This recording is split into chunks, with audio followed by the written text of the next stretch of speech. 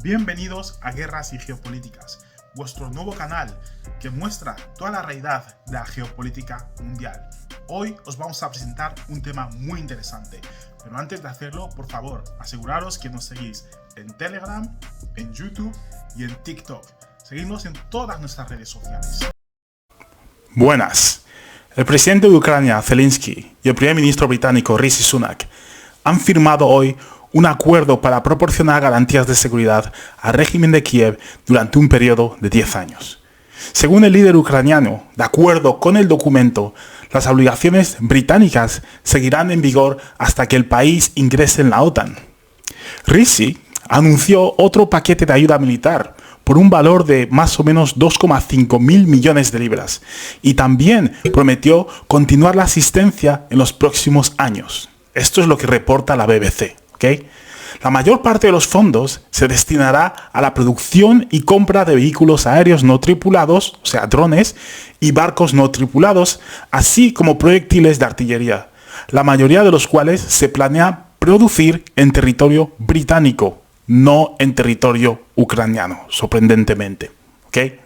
Entonces, según los británicos, el acuerdo alcanzado no prevé disposiciones sobre la participación directa de Gran Bretaña en el conflicto armado contra la Federación Rusa o el despliegue de las tropas del Reino Unido en el territorio de Ucrania. Entonces, la pregunta es, ¿por qué esto es una noticia? ¿Qué prometen los británicos hoy que no hayan prometido ya a Ucrania hace mucho tiempo o que no hayan hecho aún? Es más, ¿cómo pueden los británicos proveer garantías de seguridad sin contar con el acuerdo del país que supuestamente está atacando a Ucrania? Hablamos de Rusia. ¿Qué sentido tiene esto? ¿Cómo puedes hacer? Históricamente las cosas no funcionan así. Los conflictos no funcionan así. Tú provees garantías de seguridad cuando tienes la capacidad de defender a otro país. Si no lo puedes hacer, pues no las puedes proveer. Es más, normalmente es el país que gana el que provee estas garantías. No los países que forman parte del conflicto, que están en inteligencia a los ucranianos para matar a rusos, destruir armamento ruso, etc. No tiene ni un sentido. La historia al revés, prácticamente. Ahora mismo, el país está bajo el asedio ruso y viene otro país a prometer garantías de seguridad, pero que no está dispuesto a involucrarse en el conflicto. O sea, la pregunta más importante ahora mismo es ¿dónde está la lógica ucraniana en todo esto? ¿Cómo pueden aceptar tal propuesta? ¿Ok? Bueno, pues vamos a leer esta propuesta. ¿Ok?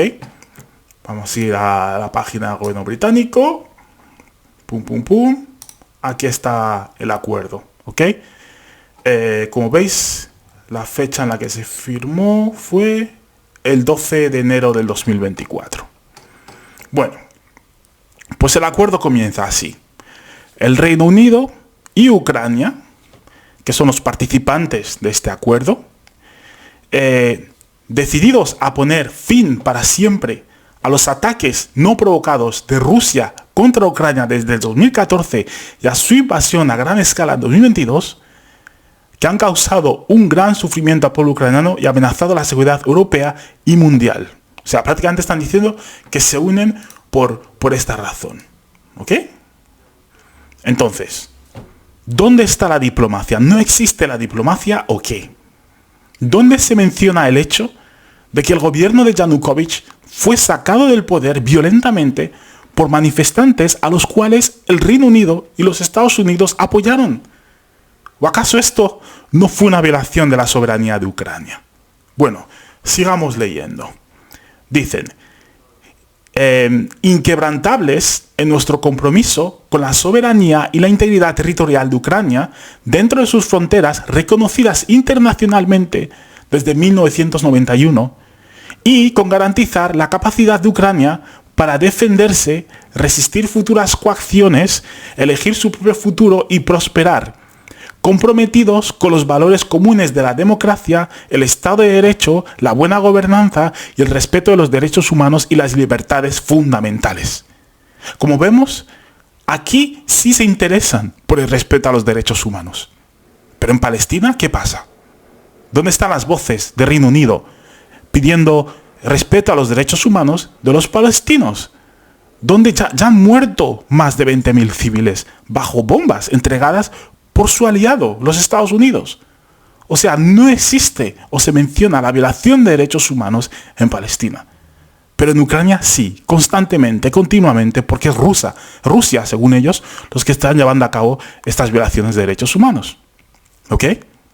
Y en Palestina, a pesar de que varios países hayan apoyado a Sudáfrica en su denuncia a Israel ante la Corte Internacional de Derecho por la violación de los derechos humanos de los palestinos, el Reino Unido no les ha apoyado de ninguna forma.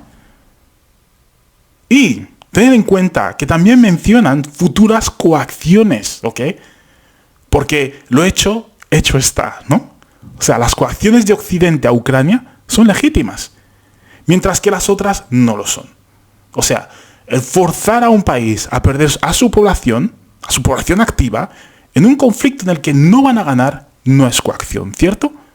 También se mencionan ciertos valores, entre ellos la democracia, en un país el cual prácticamente ha prohibido a todos los partidos políticos opositores, incluyendo al Partido Socialista de Ucrania. ¿De qué democracia hablan exactamente? Bueno, seguimos leyendo.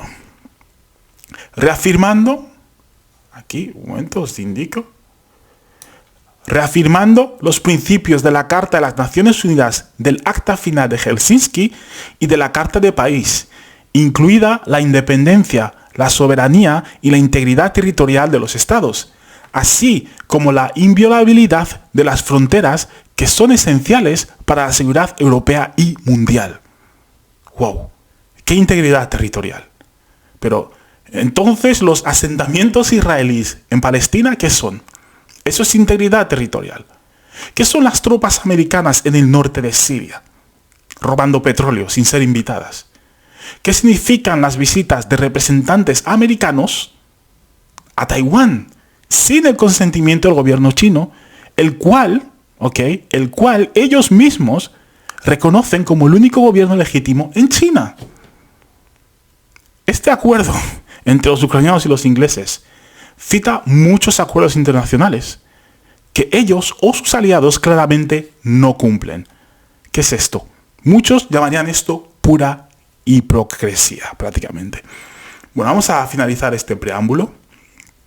Finalizando, dicen, deseando lograr una paz justa y duradera en Ucrania, así como su recuperación económica y social, reafirmando nuestro apoyo a las reformas destinadas a reforzar la seguridad y la economía de Ucrania, que tienen por objeto hacer realidad sus aspiraciones europeas y euroatlánticas, incluida la adhesión a la Unión Europea y a la OTAN, y reconociendo que la defensa, la recuperación, la reforma y las ambiciones europeas y euroatlánticas de Ucrania se refuerzan mutuamente y deben avanzar juntas.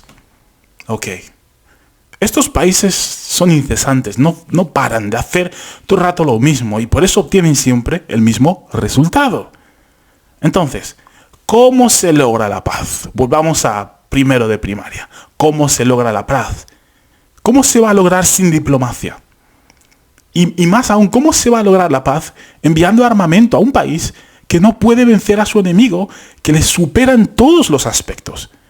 Siendo Reino Unido un país con muchos años de experiencia en guerras, saben esto, pero aún así siguen apoyando a Ucrania, como veis, con este acuerdo. Entonces, son objetivos injustos, que no tienen como objetivo garantizar paz y seguridad a Ucrania, sino todo lo contrario. Y esto es lo que trae este acuerdo entre Ucrania y Reino Unido.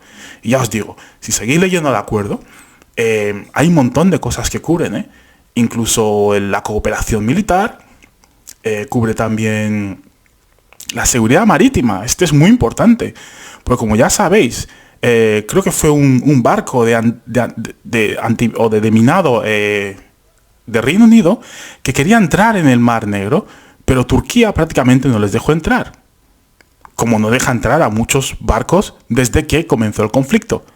Entonces, si no sois capaces de meter a vuestros barcos dentro del Mar Negro, ¿cómo vais a poder ayudar a Ucrania a mejorar su seguridad marítima en el Mar Negro? Sobre todo diciendo en este artículo, ¿ok?, que lo van a hacer con el objetivo de que Ucrania pueda defenderse en el Mar Negro, en el Mar de Azov, pone 2035, o sea, y más allá del 2035. Esto ayudará a Ucrania a parar los ataques o a evitar los ataques rusos. O sea, Rusia controla el Mar Negro prácticamente, ¿ok?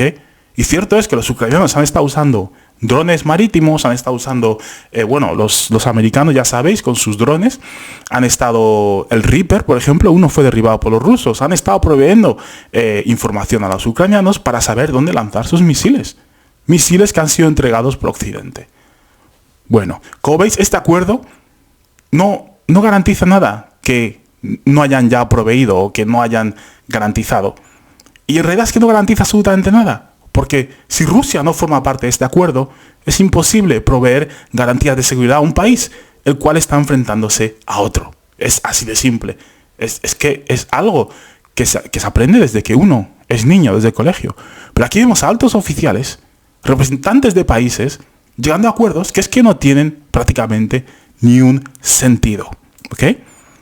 Una noticia interesante que salió el otro día también es el hecho de que el gobierno estadounidense, específicamente el Pentágono, se queja de que los chinos y los rusos, ¿ok?, han creado satélites capaces de destruir a satélites estadounidenses. ¿Ok? Dicen que esto no ayuda a los Estados Unidos a prevenir conflictos. Ok, los satélites americanos ahora mismo, en Ucrania, están dando inteligencia al ejército ucraniano para atacar a posiciones rusas. Y los americanos se quejan de que los rusos quieren destruir estos satélites, ¿ok?, y que no está bien que hagan esto. O sea, tú eres ruso, un soldado ruso, sabes que los satélites occidentales están observando y están dando información, coordenadas para que te aniquilen prácticamente, y los americanos quieren que esos soldados rusos, o el gobierno ruso, no destruya sus satélites. Satélites que prácticamente están terminando con vidas de rusos. ¿Qué sentido tiene esto? ¿Qué tipo de guerra es esta?